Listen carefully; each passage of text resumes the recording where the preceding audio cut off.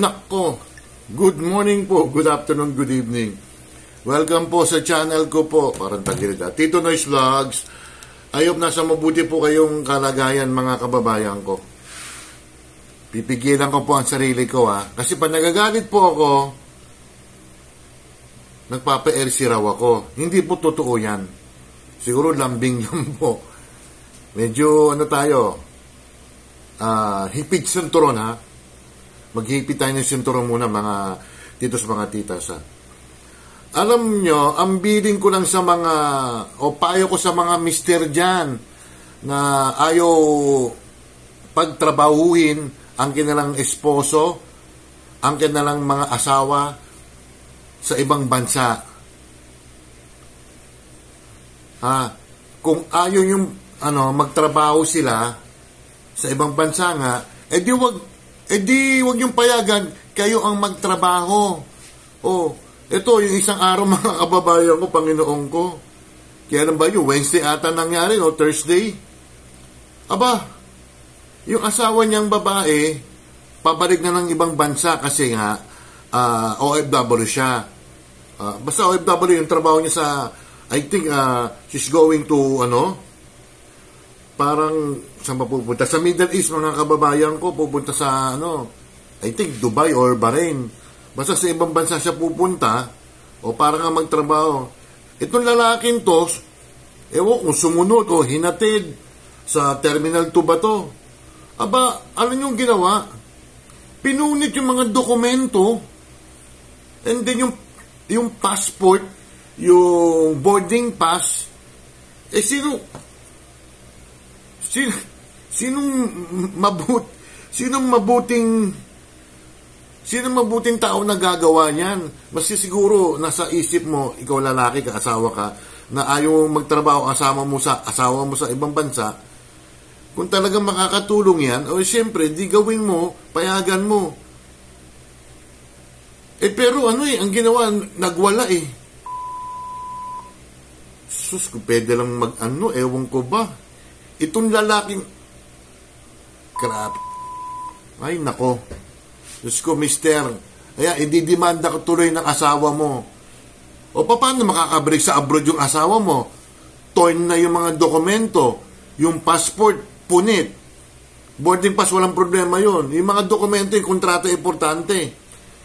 I think may remedy pa yan Siguro tatawag na lang ang gobyerno natin dun sa mismo immigration ng Dubai o sa Bahrain. Saan ba to? Siguro pati ang cellphone, mga kababayan, winasak mga, husband destroys OFW travel papers, cellphone, dun sa naiya nga, mga kababayan ko. Lasing pa mga titos, mga titas anong klase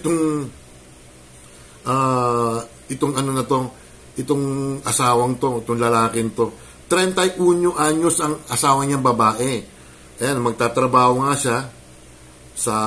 Nagtaro sila parang ayaw payagan nga itong lalaki na bumalik sa ibang bansa. Kung ayaw mo payagan nga, hindi dapat ikaw magtrabaho, ikaw kumayod. Siraulo ka. Di ako galit Baka sabihin niyo may Di ba? Sisirain, hindi matutuloy ang biyahe niya kung ganyan. Matutuwa ka naman. Lasinggero ko pa, tinamaan ka na magaling ka. Ano klase kang asawa? Napaka-irresponsable mo, sira. Sa ba to? Terminal 1. Ayan, iyak na iyak yung babae, mga babae ko dahil punit yung dokumento niya, punit yung yung passport niya, anong gagawin niya? Ang flight niya, 1:00 ng hapon. Dumating siya sa airport, 8:00 ng umaga. Nagbakasyon niya asawa mo para sa inyo yung Pasko.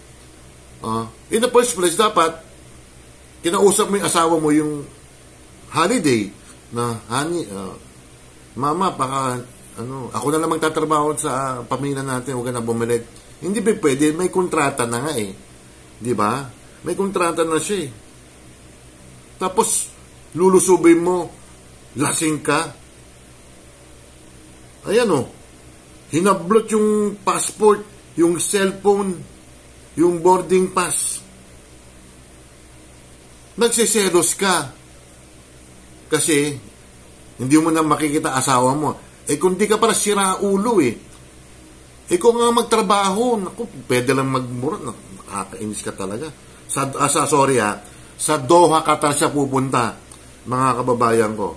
Doha, Qatar. Ididemanda ka ng asawa mo na 9262 na violence against women. O, di makukulong ko pa. Tinamaan ka ng buti nga sa'yo. Responsable ka Hindi magtatrabaho yung asawa mo kung hindi ka tumutulong sa pamilya. Dapat ikaw yung padre di pamilya, di ba? O maski, pa-extra-extra ng trabaho ka lang. Sa bagay siguro, baka may pinapaaral to. Tinan mo, punit ang passport. Alam niyo ba sa immigration, pag punit ang passport mo, na yan, torn na or destroyed na, magdududa ang immigration niya, lalo na sa Amerika, sa Canada o sa Middle East. Inuulit ko, ang na lang siguro, ang mangyayari na lang, makikipag-coordinate ang gobyerno na this person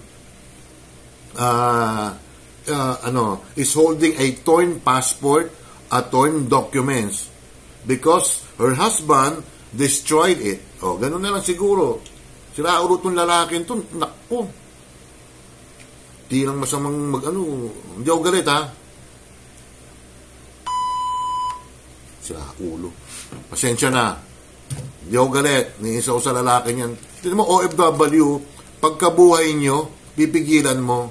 Hindi ka pa naman sira ulo Di ba? Shoutout muna tayo. Ang isa-shoutout natin ay sino ba pa first honor natin? Yung parating si Oxy Stab, mga kababayan ko. Si Ate Ruby Vlog, Cherry Papoy's Adventure, Sinjin Vlog Official, Michi Tigerfield TV, Shirley Mendrano, Jane Barona Vlog, Coach MB, Doc Juday, Mama Ring Official, Amlena Vlogs, Tessa Balo Official, Nanay Eva TV, Juban de Motorista, De Papaya, Melon, Principal Kim Mayang Vlogs, Eldon SK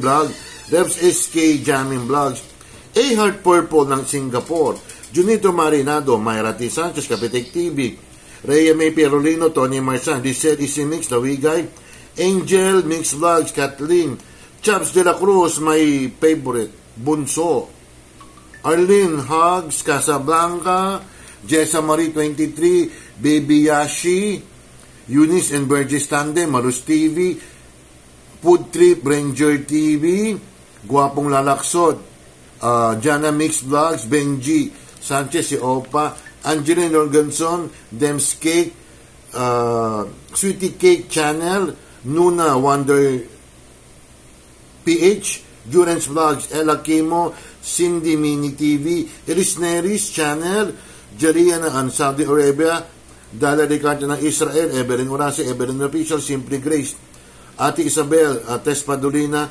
Nina Laresma Lorzano, Marites Coho, Kojos TV, Tita Marie, Angie of San Francisco, Ferdy Albino, Kapater Naga, Roseward Adventure, Family Flower Vlogs, Jobis Official Channel, Charles Lumawig, Abo SKTV, Tita Pearl, Boss Anin, Girly Mersa, and Casey, Banana, Sarah Vlog, and Learn.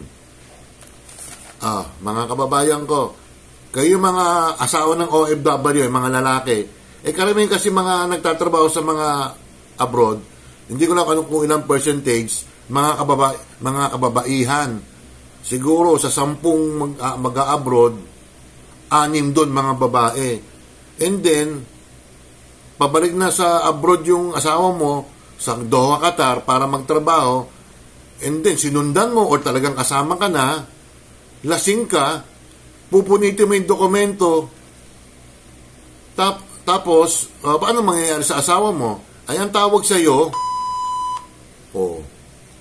at saka tinamaan ka ng, paano yan? Sana natuloy siya magbiyahe. Dokumento, sira dahil sa kagagawa mong tinamaan ka ng,